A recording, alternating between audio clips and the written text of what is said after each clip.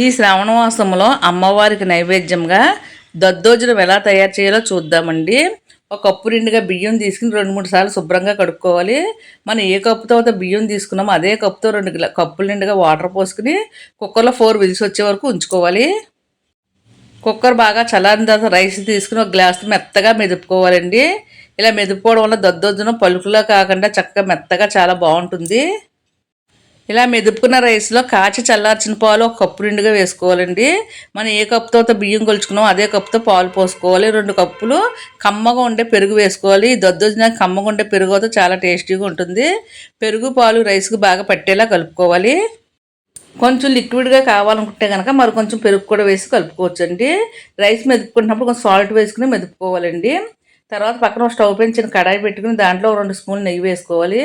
దాంట్లో శనగపప్పు, మినపప్పు, ఆవాలు, జీలకర్ర, అల్లం ముక్కలు, దంచి పెట్టుకున్న మిరియాలు, కరివేపాకు, పచ్చిమిర్చి వేసి వేయించుకోవాలి. పోపులని కదుపుకుంటూ చక్కగా ఏగే వరకు వేయించుకోవాలి.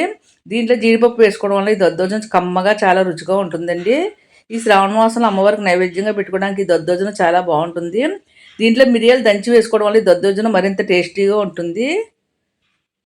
స్టవ్ సిమ్లో పెట్టుకుని పోపులన్నీ బాగా వేగే వరకు వేయించుకోవాలండి. దీంట్లో అల్లం ముక్కలు వేయడం వలన చాలా టేస్టీగా ఉంటుంది.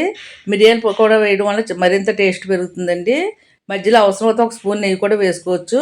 నెయ్యి నేను ముందుగా ఒక పావు స్పూనే వేసాను. మరొక పావు స్పూన్ నెయ్యి వేసి చక్కగా వేయించుకుంటున్నాను. దీంట్లోని పచ్చిమిర్చి, అల్లం అన్నీ బాగా వేగుతాయి. నెయ్యిలో వేగడం వలన దద్దోజనం మరింత టేస్టీగా ఉంటుంది.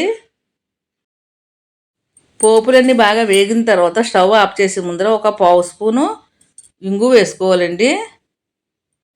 దీంట్లో ఇంగు వేసుకోవడం వలన టేస్ట్ చాలా బాగుంటుంది. హెల్త్కి కూడా చాలా మంచిదండి. పోపు అంతా కొంచెం చల్లారిన తర్వాత ముందుగానే మనం పెరుగై కలిపి పెట్టుకున్న రైస్లో ఈ పోపు సామాన్లన్నీ వేసి కలుపుకోవాలండి. తింటున్నప్పుడు పంటి కింద పప్పులు పడుతూ చాలా టేస్టీగా ఉంటుంది. జీడిపప్పు అవి మీకు ఎన్ని కావాలంటే అన్ని వేసుకోవచ్చండి. రైస్ మొత్తం పోపులన్నీ బాగా కలిసేలా కలుపుకోవాలి. తర్వాత మనం ఒలిచి పెట్టుకున్న దానిమ్మ గింజలు వేసుకోవాలి. దీంట్లో దానిమ్మ గింజలు వేసుకోవడం వల్ల కలర్ఫుల్గా ఉంటుంది. పిల్లలు కూడా చాలా ఇష్టంగా తింటారు. అమ్మవారికి నైవేద్యంగా దద్దోజనం ఎలా తయారు చేయాలో చూశారు కదా. మీరు కూడా ఒకసారి తప్పనిసరిగా ట్రై చేయండి.